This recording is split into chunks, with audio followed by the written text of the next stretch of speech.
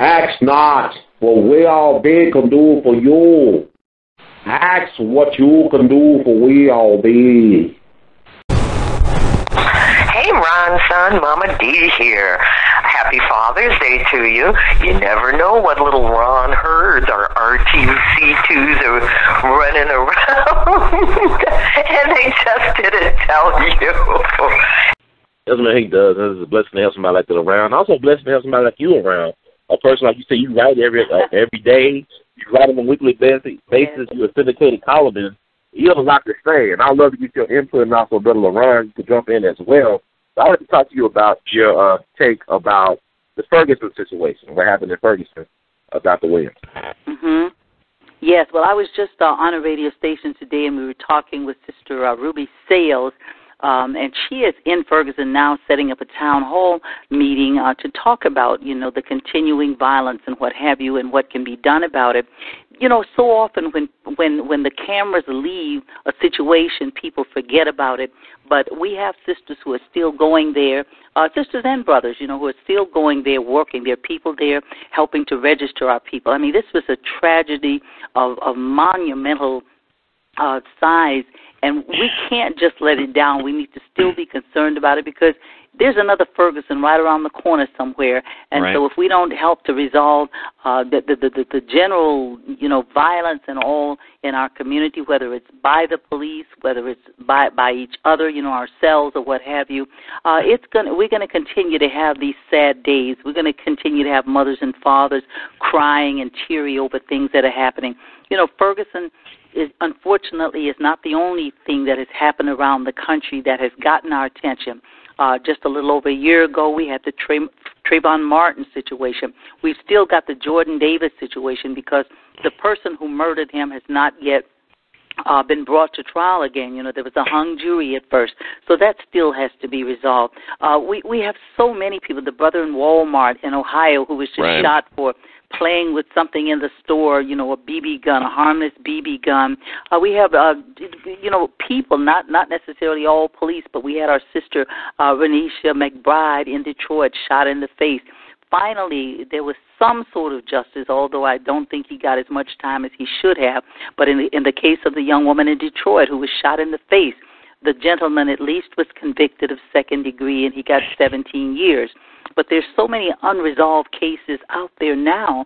In the Michael Brown one, because he lay in that street for so long, but on the other hand, there's so many people in that town who could vote to make a change in that city and did not. That's work for us to do. We can't just say, well, what can I do? We can go there. We can call people that we know in the area. If we belong to any organizations like the NAACP or the Urban League or any of the women's groups like our organization, we can go there and help those people understand all the things that happen as a result of our voting or not voting. And in that case, they have the power in their hands to make a change in that city. So I certainly hope that many people will continue to go there and to help them help themselves.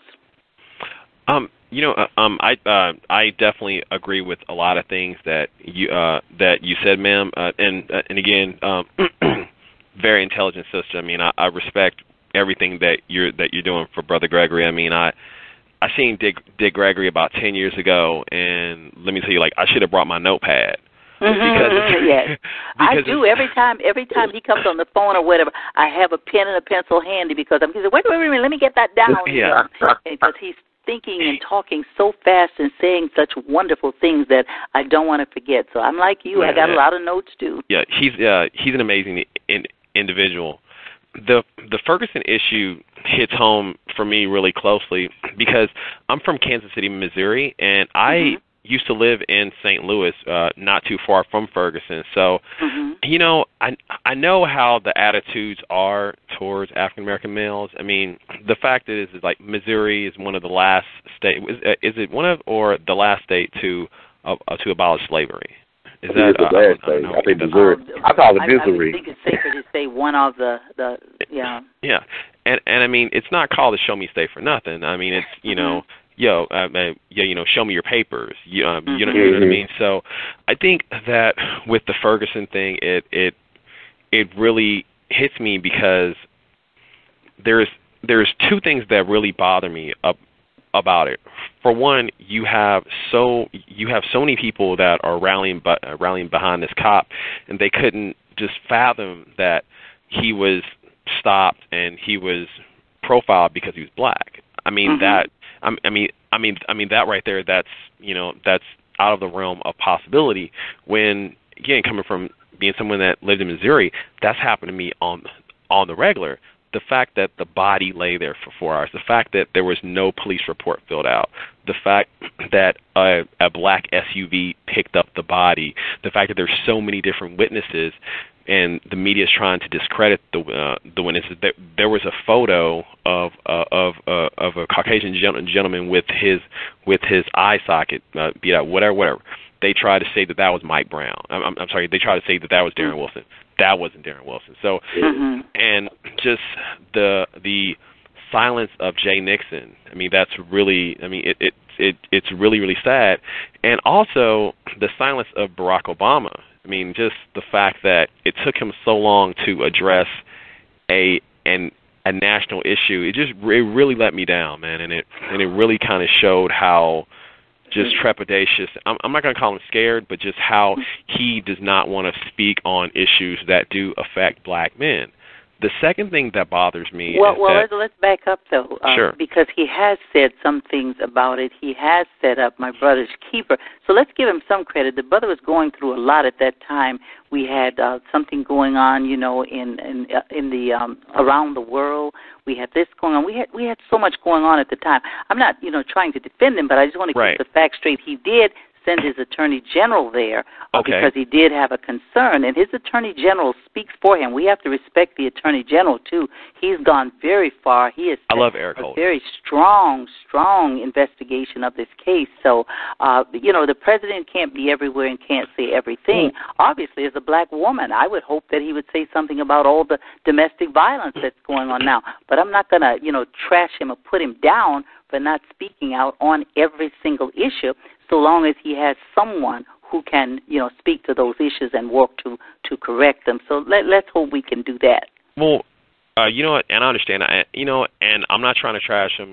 I voted for him twice. I just feel that, I mean, I'm sorry, like, as a black man, Barack, I mean, the fact that it took him forward, I mean, the riots were started on Sunday, and it took, and I think he spoke on it for the first time Wednesday or Thursday. That's something that he should have addressed immediately, and like I said, like, the second problem that I have with Ferguson is you have so many older blacks and so many black folks that are saying, well, if you dress this way, if you act this way, and I mean, blase, what about black on black crime? And it's like, no, let's not deflect here. The problem is we have police brutality and it's white supremacy. And I think that unless we acknowledge that, we're going to be going around in circles. I mean, we're going to be the dog that's going to be chasing his tail. I mean, the fact that there's so many black and brown young boys that are being killed, I mean, that's something to be said about that. And, I have a lot of friends of different hues, colors, ethnicities, sexual orientation, and during one of our conversations about the Ferguson thing, I told him, I said, look, I'm going to tell you something, and I'm going to just keep it all the way live with you. It doesn't matter what I wear, how I act, how I talk. I'm a black man. So therefore, I'm going to be perceived as a threat. So we need to stop telling these young boys, well, you know what, you need to pull your pants up. Oh, well, you need to stop listening to that rap music. I mean, because hell, like, Emmett Till wore a suit with a brim, and he got killed. Plenty of blacks back during the Civil Rights Movement wore three-piece suits, and them brothers got hoses and dogs sicked on them. You're absolutely right. It doesn't matter these days. I mean, you can have all the education in the world you want, all the money you can have, the highest position in the land, as President Obama has, and it still doesn't keep people from saying racist things about him. And the other one I want to go back to, because you continue to talk about the brothers, but the sisters ain't got no bowl of cherries. If you remember, there was a time, and it still happens, that how a sister dresses, some people use as an excuse for her being raped or being treated, like a woman on the street. Even if she has no clothing on, if she's walking down the street, that doesn't give anyone the right to rape her. And I agree with you. It does. How a brother dresses doesn't, give anyone the right to kill them, shoot them, stop them, what have you. I think, in defense of the older people, what they're trying to say, if we don't respect ourselves, we can't expect others to respect us. And I think that's what the older people are trying to say. And I think they're also trying to say about the rap. It's not just rap, because there is some conscious rap, but it's about that gangster rap that denigrates our people. And, they do it for money, and no matter what they say or do. Now, I do speak out against that. Our organization has done that for years. It's not an excuse to kill the brother, to mistreat the brother. But the point is, I also want them to respect themselves and to respect our people. I 100% agree with that. I think that, personally, as a man that's in his mid-30s, I sort of grew past hip-hop. I sort of grew out of it, because it's nothing but gratuitous violence, sex, and just total nonsense. Excuse my language, but you just got folk just acting niggerish. And I'm so glad that you did check me on not bringing up the women, because one of the pieces that I'm working on right now is called Women versus the World. And it's and it's about how we have to reframe masculinity to have it not put down women. And you made a very salient point when you said that it doesn't give a right for someone to assault a woman because of how she dresses. So I think that whenever we talk about African American rights, whenever we talk about the Latino struggle, even with gay rights, we often sort of sweep over women. Yes, when absolutely. When women are right next to it. So, that I can definitely say that, and even I am victim of that.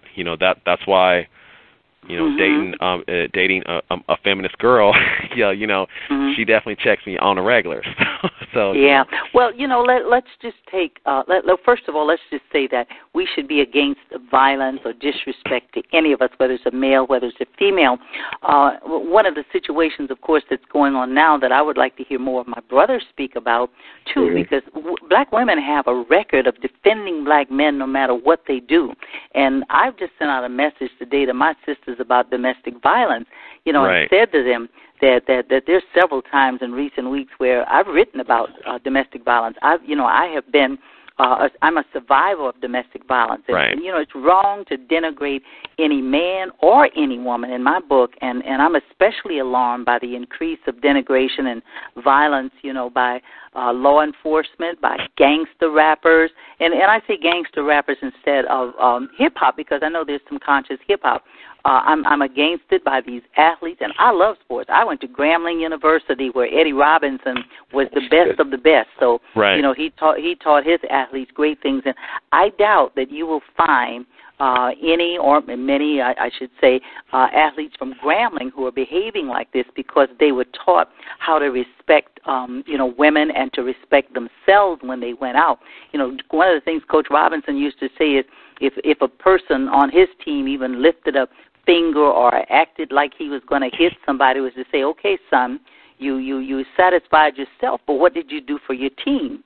And that's what I hope we will remember when we go out and we act crazy, that we may be satisfying ourselves, but I don't think we're doing anything for ourselves, because there's still people who don't need much of an excuse to be bigoted, to be racist. I mean, we can see by the statement made some time ago by the owner in Atlanta, the owner of the Clippers. I mean, it's out there no matter how much we do for them, as it says, no matter how much education we have, how much money we have, and the fact that the president has the highest office in the land, he is still treated in a racist manner, and I'll say that anytime. I mean, anytime all you can do is talk about the president, what he's wearing, as if that's supposed to matter, it just means they are denigrating him, they're disrespecting him.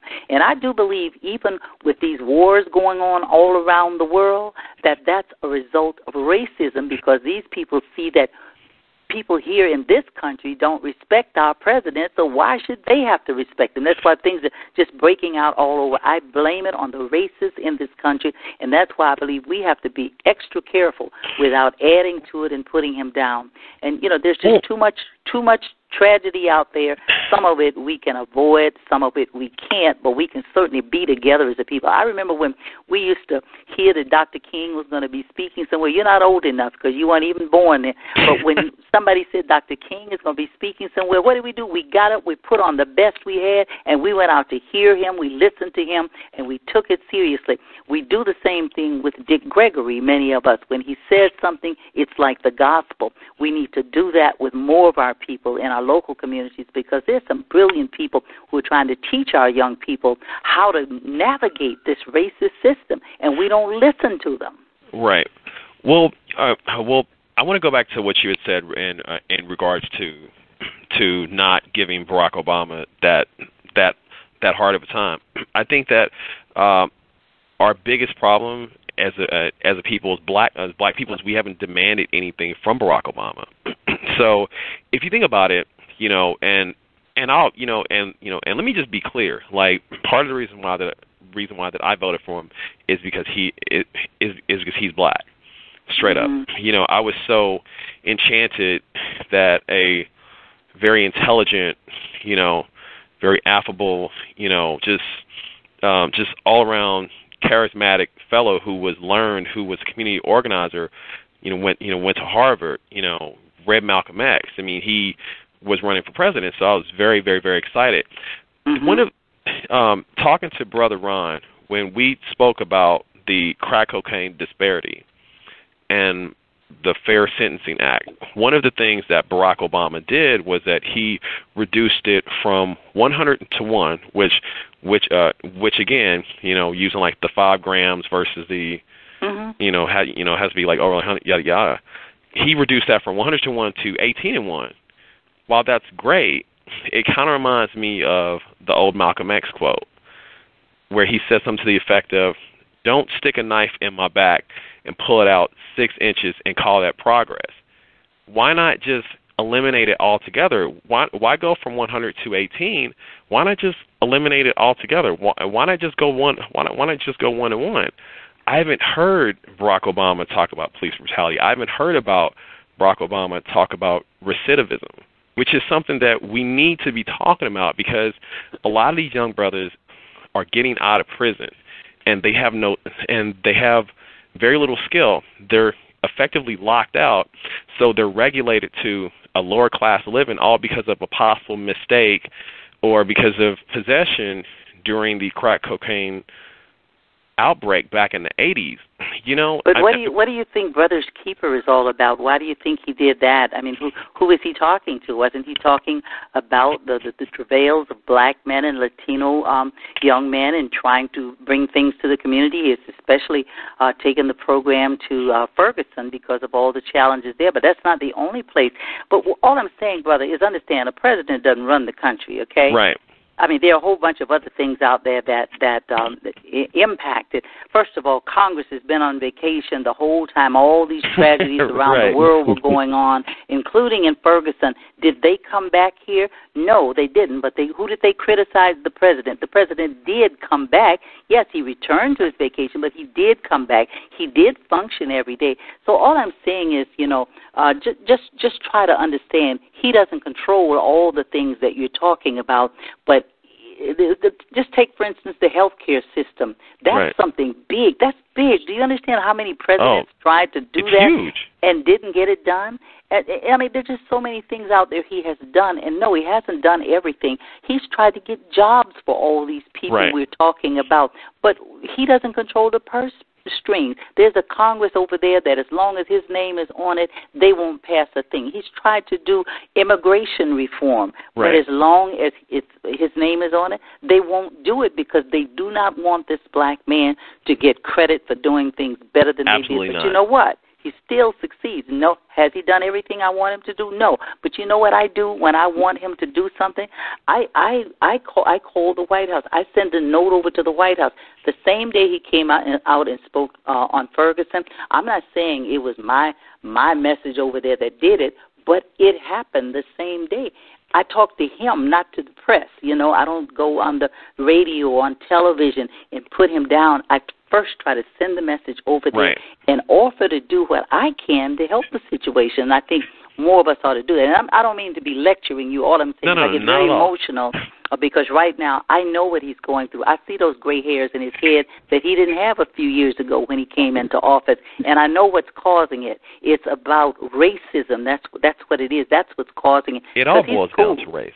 Absolutely. It all boils down to racism. To not acknowledge racism when it comes to his presidency is just being willfully ignorant. You know, I think that Barack Obama has done amazing things. I mean, the health care law, the dismantling of the don't ask, don't tell, the fact that the economy has had such an uptick. I mean, I'm still a supporter. And if Barack Obama could run for a third term, I would vote. I would vote for him. What I'm just saying is, like, when I hear him talk to, black men, young black folks, it's almost like a condescending. It's not quite Bill Cosby.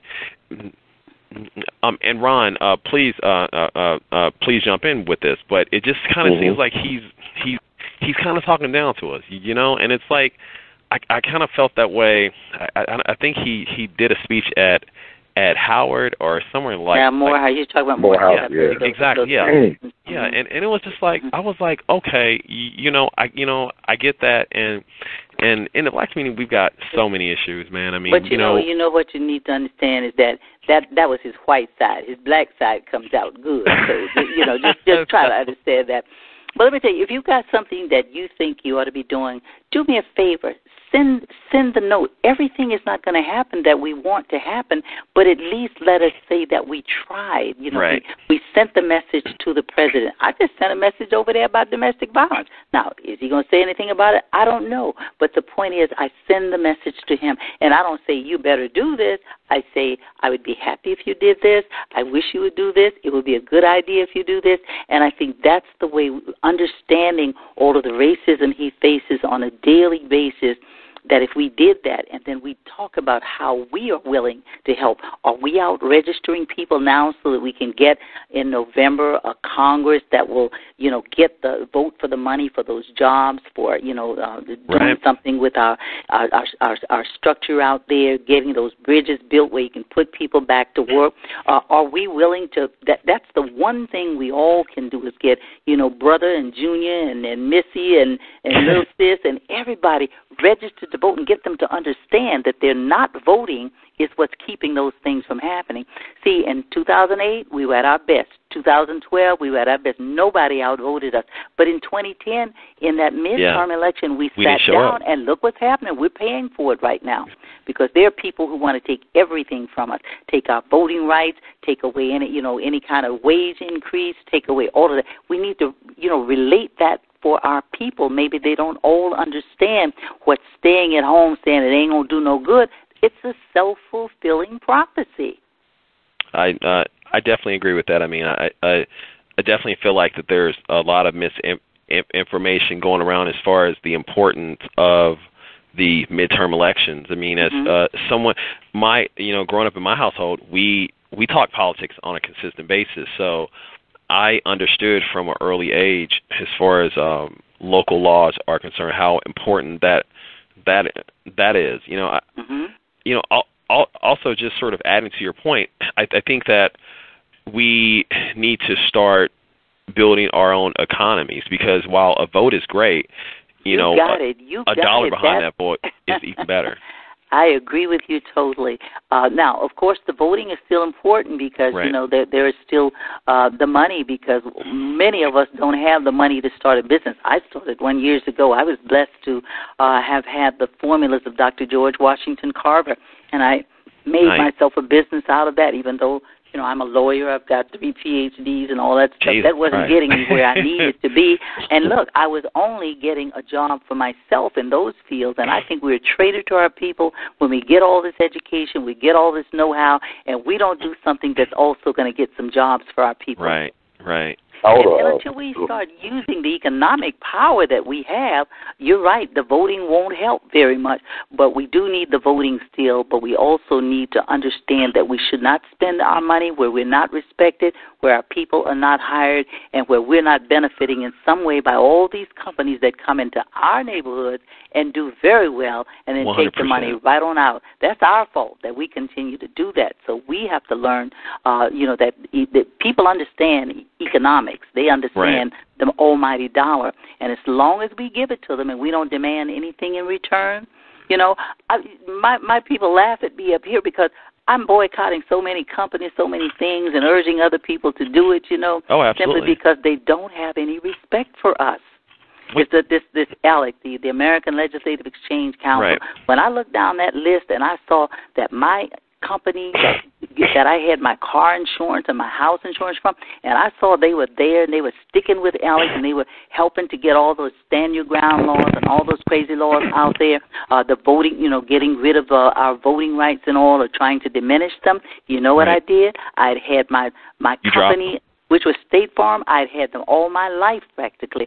I dropped them and went to another company, because I think we have to take, even if it's only one of us, and I wrote them and had them understand why I was dropping. They've been writing to me ever since I've been gone. We have this special. We want you back. No, you don't want me back as long as you're on that council, as long as you're not respecting my needs and the needs of our people. That's pretty awesome. I mean, you're truly putting your dollar where you believe that it belongs. I mean, something that Malcolm X said. It said, you vote in. I think he said something to the effect of, you vote in a ballot and you vote with your dollar.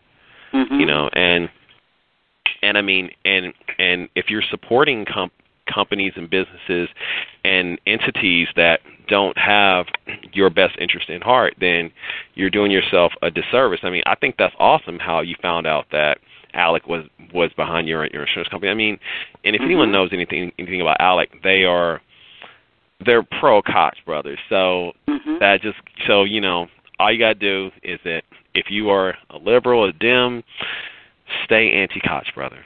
And they're not the only ones. I mean, there are a whole lot of others I don't do. That's why I think people laugh at me, because I'm always saying, they're on my list. We don't do business with them. I mean, when you look at how Walmart treats its employees, I've been down to Bentonville. I've marched with the people, with these people who are out there, marching now and trying to get the minimum wage. All that's something our president wants to have done. So the more of us who support them and not do business with those companies that are not paying our people fairly, the sooner they'll get that minimum wage. British Petroleum, that had the oil spill down in Louisiana, which is my home state, I worked on the team still that's trying to get our people paid down there. I have not, since that oil spill, bought a gallon of gasoline from British Petroleum, and I try to embarrass my friends into not going there too, even though I know they're all over our community. They're taking the money out, but they're not putting the money in. You see them on television. They're doing everything to try to convince you of how great they are. Well, the other day, they got fined $1.2 billion. I'm going to keep working until I make sure some of the people who lost during that oil spill get their share. We're still working on helping people to get their applications in, to get them corrected, to get them right. Dick Gregory worked with me on that too. We went all the way to London to meet with the owners of BP about paying these people. We have not given up. We've gone to jail for it. We've picketed. We've traveled to Texas, to Houston, where the oil company is. We've traveled all through the South to get people to understand you were injured by this. If you live in a little town like Tuskegee and people don't come through Tuskegee going to the beach because the oil is all spilled there, that means you lost something. You need to file, an application. So we taught people how to do it, and we're still helping them to get their applications together. A brother by the name of Art Rocker down in Florida. We've all worked together so much, and we've given so much of our time for that. And I'm not saying, we've done everything, but we've done as much as we could. Right. There are other companies that we look at, and on a daily basis, people call me and say, should I deal with this company? And I have an answer of no, and I tell them why. And so I'm blessed that when I say it, most of my friends that I deal with will not deal with somebody that I'm not dealing with. I want to go to. I mean, I want to get some people in. People waiting to talk to you all. Area code 678. Okay. I'm so sorry. You fine. Thank you so much. No, it's good. People like this. Hello, people. Ronald. Hey, how you doing, man? Oh, can you hear me? We can hear you. Yeah, we can hear you, man. Hi, welcome to the show, Brother Chad. How you doing? Sir, I got to say that the young man on your show was good talking about the drugs and talking about what's going on and everything. Mm-hmm. Had a few disagreements with maybe some of the political stuff, but I agree that marijuana should be legalized. And to the sister on here, I hope you do help Dick Gregory with his flying madam. I want you to help him, too. That's why I'm on tonight. Because I don't know how long you've been on, but we were talking about how this is I heard that part, yeah. Yeah, People's Project. We want everybody to give, even if it's $5, $10. We want you to be a part of this history. Right, no problem. I'll definitely donate. But this is my friend Kenneth, everybody. He's one of my guests on my show. Okay. Hey, how y'all doing, people? How you doing, Kenneth? Oh, not much, man. Having a good evening, man.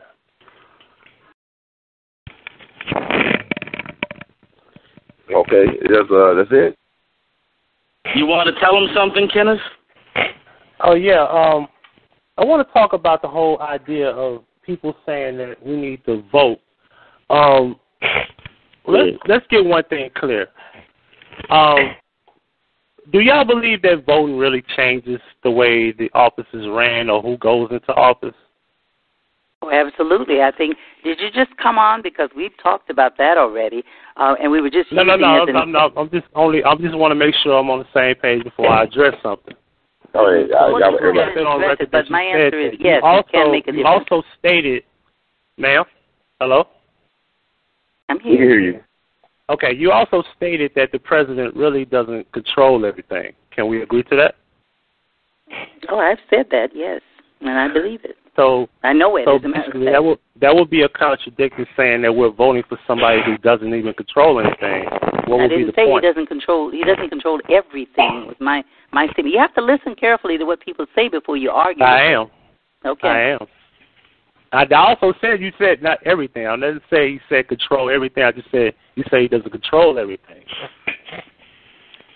Okay, we kind of established that. Why would I vote? Why would I want to vote for someone who doesn't control everything? Because that's what a president is supposed to be, but of course it isn't. No, not really, Kenneth. What you are referring to... Sir, I don't mean any harm, but I'm talking to Miss Williams over there. Dr. Williams, sure. You want to answer that? I'm pretty sure that Miss Williams can answer it. Mm-hmm. I didn't hear a question. Oh, okay. All right, sir. Brother Kiddo, I appreciate it. That voting... Hello? Well, I'm going to ask you a question. Okay, I think what you ask is why would you vote for someone who doesn't control everything? Right. Well, I mean, that's clear. If a person can control some things, like people decide in states what the laws are going to be, whether it has to do with marijuana, whether it has to do with little brother coming out of jail, how much time he serves. All of those are things that people can, vote on. Our voting rights, whether we get a minimum wage or not. There are some things that people can control who are politicians. I'm saying the president doesn't control everything, because even if he has a desire to change something, he can put it out there. He can try to influence people to agree with him, but he doesn't control the purse strings. Now, that isn't his fault. That's just the way our laws are. So if you say it doesn't matter who we vote for, then you can continue to not vote, and you can continue to see people coming out there, like in this case, it's mostly Republicans who are trying to take away the social services from your grandma, from your great-grandma, from the taking food off the tables of little children. And if you think those things don't make a difference, then you're right. We shouldn't vote for anybody. But I'm going to stick to the fact that voting can make a difference. Our brothers and sisters in Ferguson could change the police chief by how they vote. They could change the mayor. They could change, all of what goes on, who's elected to the council there. Those things could make a difference in their lives. Does it make a difference in everything? The answer is no. But it's the things that they can control that they would make a difference if they voted for people who had their best interest at heart, even if it's nothing more than they're being out there advocating for the things that they need. Now, I want to move another caller from the Show Me State. I call it Missouri. I don't call it Missouri. 314, you on the air. Welcome to We All Be. You're going to talk about Mr. Gregory State like that? I went to school there, but I know, I got a history. I know about, brother LeRon said about Missouri. I know a little bit about it. Go ahead, brother. I was listening to your conversation, and I didn't vote for Obama the last time. I voted for Mr. What's your name, sir? What's your name? What's your name? Brother, it's President Obama. My name is Pianki. Okay, thank you, sir. Thank you for calling. You calling from Missouri. St. Louis area. Yeah. Go ahead. But I do like a lot of his foreign policy, because he tend to take the same stance as Ron Paul, is not intervene. I agree with the lady on that. Yes, we should vote, especially locally. You're right. Blacks only made a difference in 6 states in 2008. If they had every place else, they could have stayed at home, and their vote wouldn't have made a difference, because they just don't have the numbers when you look at statewide votes. But when it comes down to local elections, it does make a difference, and not as much at the state level. But I have no problem with concealed carry and stand your ground. The problem that people seem to be complaining about lies in the definition of lethal force, as it applies to the police and also people who have opportunity to be licensed under those particular paradigms. Lethal force is defined by state statute. Here in Missouri, it's defined by state statute, and that state statute is very vague, it's not specific, and it's very broad. That's why I come for the same action a person would do in a Ferguson if they did it in a Maryland Heights, which is 100% white, you would have 2 different results, because the people who are interpreting the state statutes are making the rules and regulations that control the behavior of the people of those agencies, in this particular case, the police department. So state statutes need to be changed, need to be revised, that is, so they will be more direct, more clear, so that when they're read, when they're interpreted by departments, no matter wherever in your state, you should be able to read them the same, and thus apply constraints to the employees, in this case police officers, who are given the authority to use deadly force. You're right. I agree with almost everything you said. How do you change legislation? You change legislation with your state legislatures. You bring them together, and just like you do any other point of view, and you go about the business of revising them, whereas they can address and see. That part I know. What I mean is, how do you get those state legislators? I tell you, I'll tell you this. First of all, black vote, the black vote is what got President Obama to vote. It's like you look 50 years ago this summer, the Mississippi Freedom Democratic Party, they did not get a delegate to be seated at the Democratic Convention. So 50 years later, Mississippi has more elected black officials than any state in this union. And I think a lot of times, like Malcolm said, never let your enemy tell you how powerful or effective you are. We buy into the media hype of who black folks are. I spend days in Ferguson. Ferguson is by St. Louis. Ferguson in 2012 only had 2 homicides in the city of Ferguson. Right. In 2010, they had 0 homicides. Okay, majority black town, but people always talking about black on black crime. The crime is that we don't know that we don't control our media outlets. Every billionaire in this country has access or control over the media propaganda machine. The first thing they do when you invade a country, you control their media operations. So one of the first things you do, and you tell the people, hey, we won, y'all lost. And you buy into their narrative, their myth. And there's what we got to stop doing. We got to realize how powerful we are. The people in Ferguson are being investigated, not because of President Obama, not because of Attorney General Eric Holder, but because the people in the local community said enough is enough. We saw this kid get shot down and lynched in broad daylight afternoon. We saw how they treated his body. We've been treated like this for far too long. I'm sick and tired of being sick and tired. And the problem with us is that It's not about voting.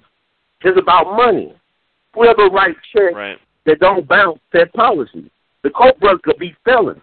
The law they got billions in the bank, they can control Congress. They can lobby people. And black people, up to this point right now, we do not have an effective lobby in Congress. Latinos have a lobby. Homosexuals, gay people have a lobby. Don't you? Oh, why? Tell me, sir, why? You know why they don't you? Why Because they don't control any viable businesses. Black we the largest consumers, though.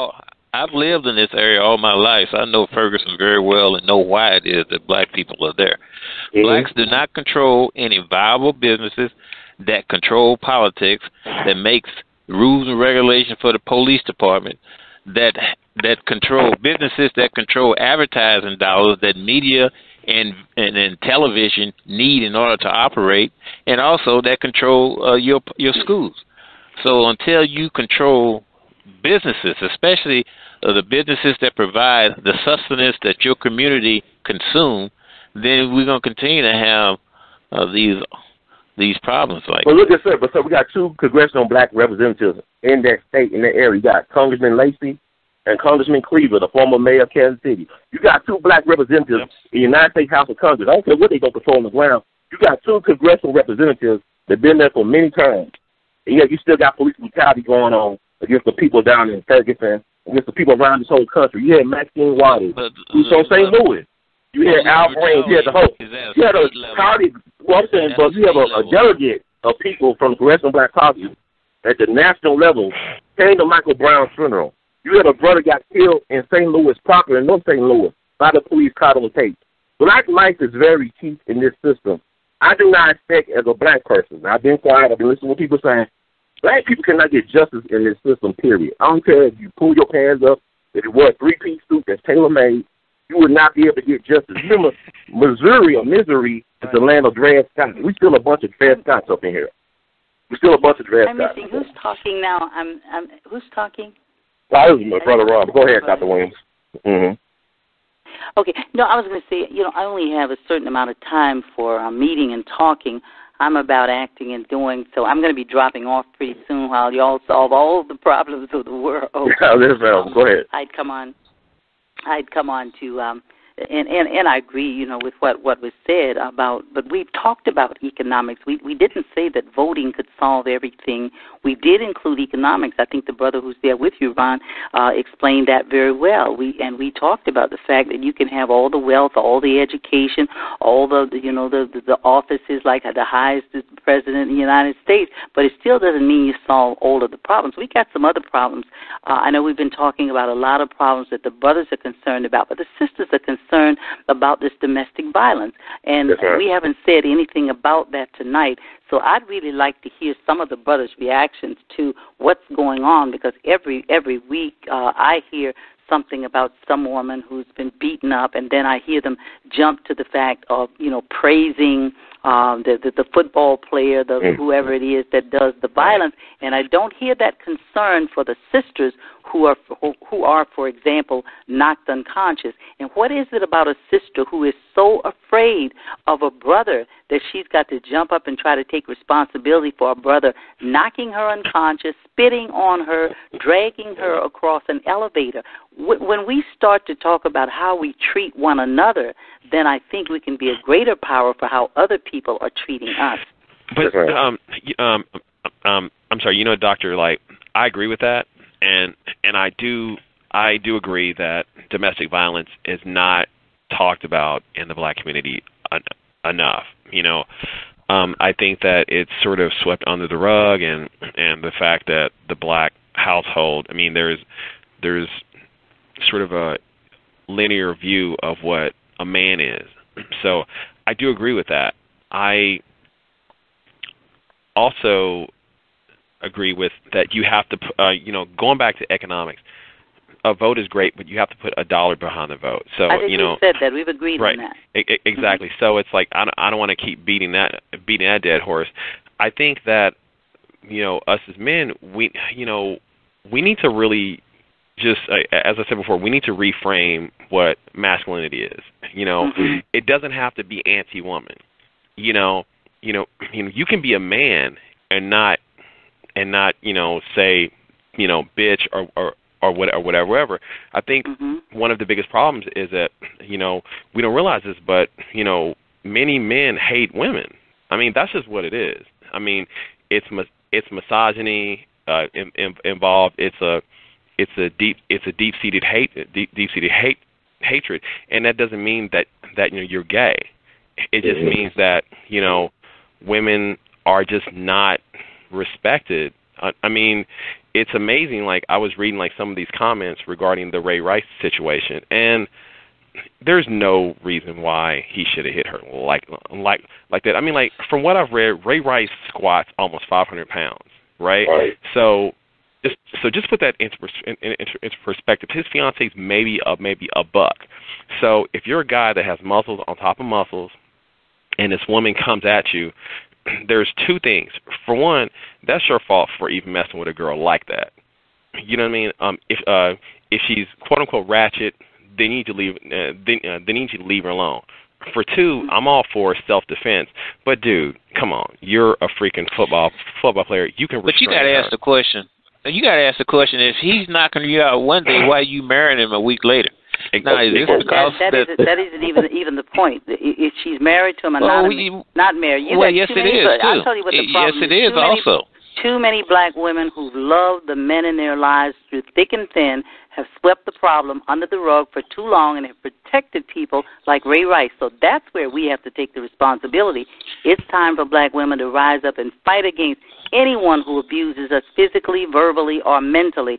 It isn't worth it to protect abusers. I don't care whether they're brothers or whomever else they are. We risk our own lives when we do that, and that's what I blame her for. If they abused you once, chances are they're going to abuse you again, and the next time we find it's often worse.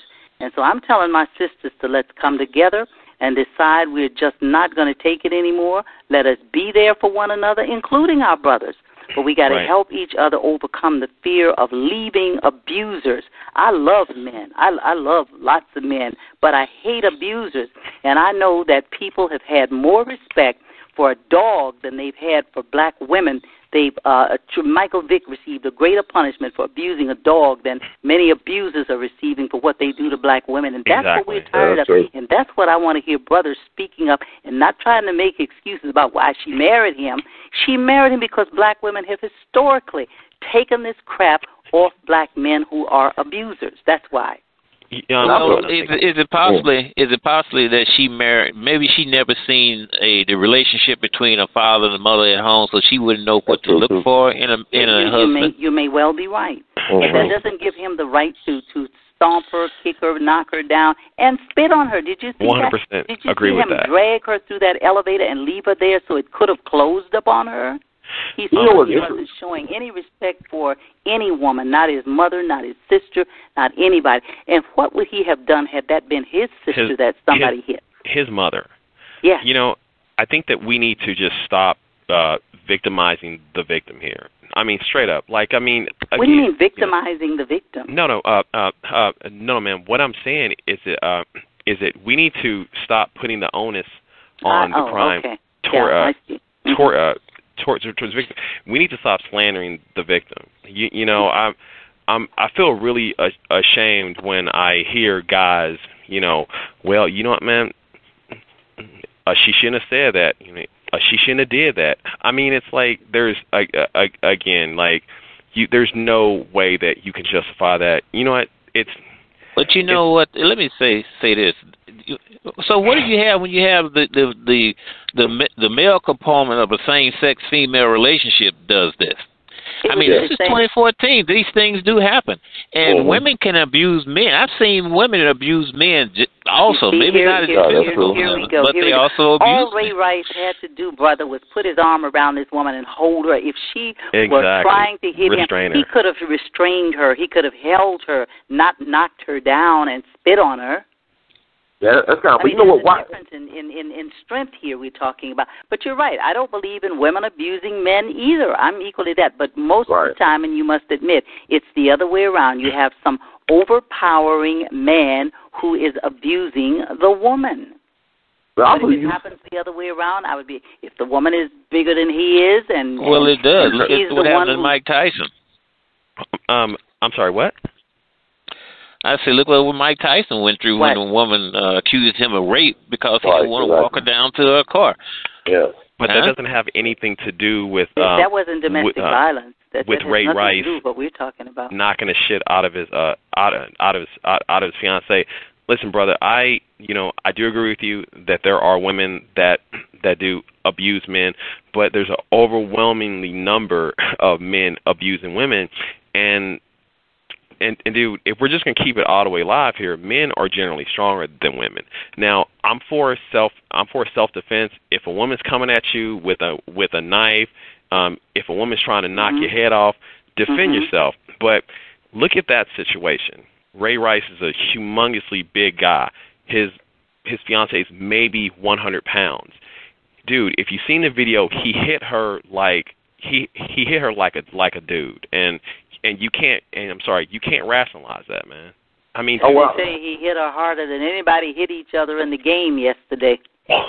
He knocked her out cold, so you have to hit somebody with some type of impact. So he drug her. It's crazy. Well, the thing about it is society. You look at that he plays a very violent sport. He makes his living by knocking people out, or people knocking him out like in a car wreck every time they crash. And with me, I would say with her, she might have saw it, as a trade-off. She said, look, I get knocked the hell out, but look, I got this nice diamond ring, I got this house, I got this lifestyle. And that's the thing, she brought her to the lifestyle. But the thing about it is, you look at our society, too many people are rewarded for bad behavior. Too many folks are rewarded for bad behavior. Certain type of people are allowed to get away with bad behavior, and that's a certain type of thing. But my thing about these players, you want them to be all mean and vicious on the field, but you want them to turn it off just like that?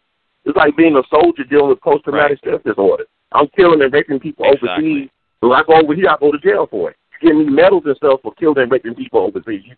When I come back home, how do I turn that off? How do I turn it on and off switch off? Right. So you're creating these type of guard, go ahead. You cannot be surprised that I mean, it's just like, a boxer being physically abusive. You've got, I think you made a great point. You have these soldiers coming home. You can't just turn that off, man. I mean, it's got to be like a step down process. So, and we're fooling ourselves if we think that was the first time he hit her. If you believe that, well, Ray Rice should be tried and punished in a court of law. He can't anymore. That's where it should. He wasn't punished, brother. He went to the court of law, and what did they give him? To go and take some anger management or some kind of courses like that. There was no justice there.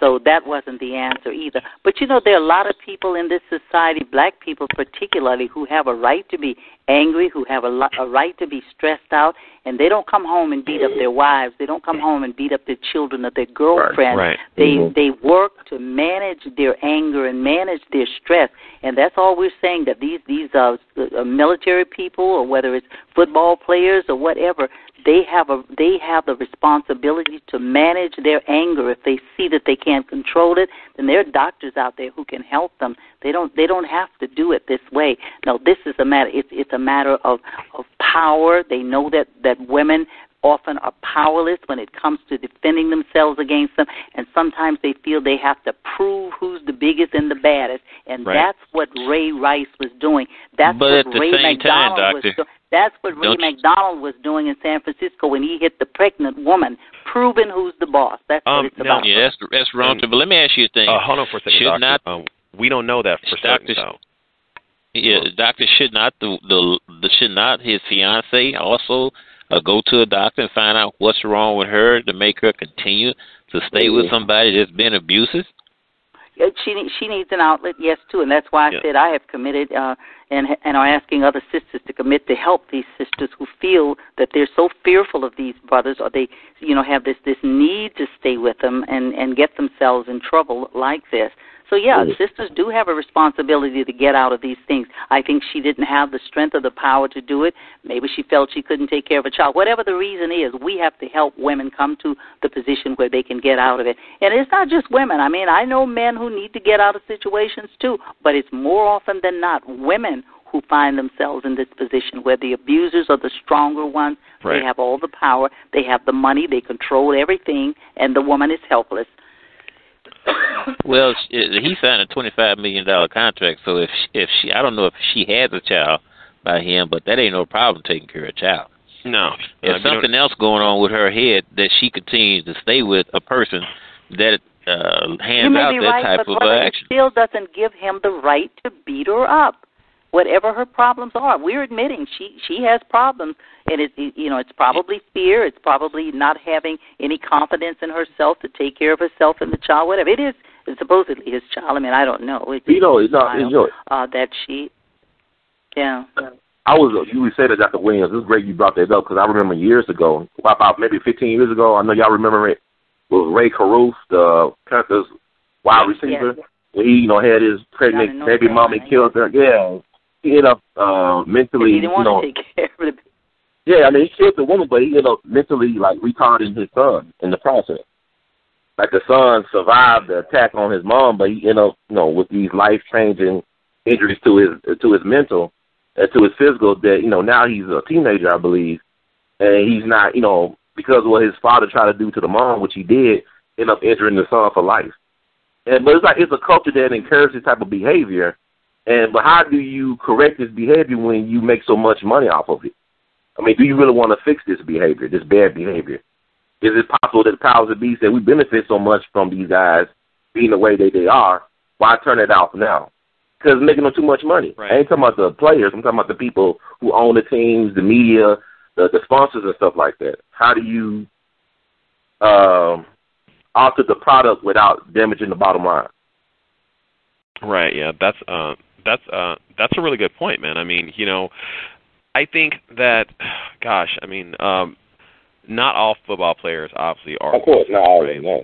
So, no, they're not. This is just an oddity. I've known a lot of great football players. As I said, I attended Grambling University and other universities where there were a lot of great sports there, and the men and the women, were in sports, and they did a great job. They're still, as they've grown into adults, they're still not beating up their spouses or their friends or what have you, and they're contributing to their communities. And so, I applaud the brothers who are out there. And yes, you're right, there are more of them who are doing great things than there are like this. But people like Ray Rice and Ray McDonald give all of us a bad name. And I don't just mean the brothers. They give all of us in our community a bad name, and it makes it more and more difficult for us to rise to the top and to be role models for our children when they see these things. And then we have people arguing and, blaming the survivor or the victim and, making excuses for the people who have this bad behavior. It's kind of Ben Roethlisberger, the thing though. that bothers me is that it's yeah, Rothenberg. But the thing that bothers me, like, it's not clear cut across the board. Like here in St. Louis with the Rams, Little, Right. I think it's Leonard Little. Yeah, Leonard Little. I remember that. While intoxicated and had an accident and killed some people. Well, he got off with merely with hardly nothing. Money. I've seen a state senator driving drunk and mow down elderly couple in the crosswalk. He gets off with nothing but a slap on the wrist. So I would like to see. I think that the NFL. If he assaulted the lady, it should be tried in the court, and the NFL makes its decision based on that. Brother, it's been to the court. It's already been to the court. With her on this recent incident? Yes. Yes. Yes, sir. Just the entire tape just came out today. We only saw partially. We only saw a partial clip of the tape earlier this year. I think you're talking about the prosecutor should then retry him on this because of the tape now. He's already been tried, though. That would be double jeopardy. So. Right. Well, that's what the NFL done. NFL gave him a punishment based on standards. They're not a court of law, though, so they don't have to abide by that rule. I tell you this but they're denying him of his life, his pursuit of happiness. No, he did that when he knocked. Nah, his choice is right. It's a choice. He lost his own contract. Right. Yeah. They're gonna put him in the example. Yeah, but like it's a thing about even Ben Roethlisberger, who's a 2-time Super Bowl champ. He had issues with women off the field, But the thing about it is, this makes Jay-Z look even better in comparison to what Ray Rice did. This makes Jay-Z look a whole lot better. Oh, really? I mean, restraining himself. Jay-Z thing? Well, we talk about rappers because they always trying to make every issue in society seems a boogeyman issue to put a black face on it. Like we talked about earlier about there are more white folks using drugs than black people, but they always trying to put a black face on every problem in this society. But if you look at the matter, it's like this is a very violent society. Our history is very violent. Our national anthem is very violent. We run on violence. We are, like what Dr. King said, we're the greatest purveyors of violence in the world today, our government. Dr. King will stab our black woman in the home doing a book signing. Yeah. We understand now half of our country is trying to get the president to take us into some more wars. Exactly. We're a very violent nation. He is trying to work it out otherwise, but people want him. They say we're up to 50% of the people who want us to go back and do war or whatever it takes to get rid of ISIS. That's insane. That's insane. Well, I don't think that's that high. CNN has stopped permitting comments on stories, on articles on its website. So I would like to see where that 50% is coming from. Yeah. Yeah, well, I would too, because so I have never, with all the organizations in which I'm involved, all the emails that I'm on, I have never been asked my opinion about anything this president does. Never. So I don't know who they ask either, but the point is that's what's out there. Right. But we already know that billionaires control the media. People like Rupert Murdoch and people with other agendas, they control the media and the perception of the staple of the story. Sorry. Excuse me. I'm sorry, Brother Ronald. I have to drop off the call. Unfortunately, this conversation has been wonderful, but I have to drop off the call. I'm sorry. Oh, that's cool. We got to wrap it up anyway. I'm glad to have you on, Brother LeRon Barton. What's the best way to get in touch with you? Thank you, brother. It's been a healthy conversation, I'm sure, and we're all going to do better at whatever it is we're involved in. Definitely. And I've enjoyed your conversation. Thank you, Doctor. And I will definitely donate to getting Dick Gregory sent out to Hollywood so that he can enjoy the spoils of success. Mm-hmm. That's right. Okay, well, I've enjoyed being on with all of you. And I appreciate hearing your what you have to say, because I know this is an issue that I'm going to be discussing in for many days to come. But I just hope that brothers will understand that because we want to change in domestic violence, it doesn't mean we don't love you. Historically, we have been with brothers through thick and thin and still love them. Yeah. But, B.B. King says, nobody loves you like your mother, and she could be lying, too. But we truly have been through the fire together.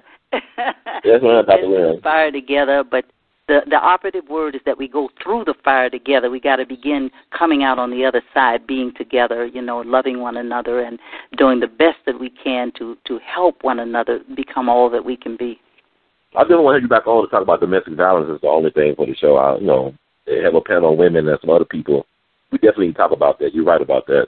I want to thank you once again for all the things you have done and continue to do for our community. And thank you for having me on. And I'm looking forward to getting those letters or those emails. On my website when I look back at it to see all your listeners who have at least sent their $5 or their $10 or their whatever they can afford to send. Yes, ma'am.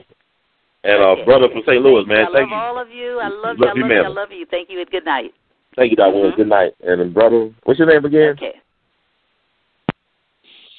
My name is Pianki, and this issue with domestic violence is a offshoot of the problem of broken homes. No father, no marriage, and so on, so on, so on.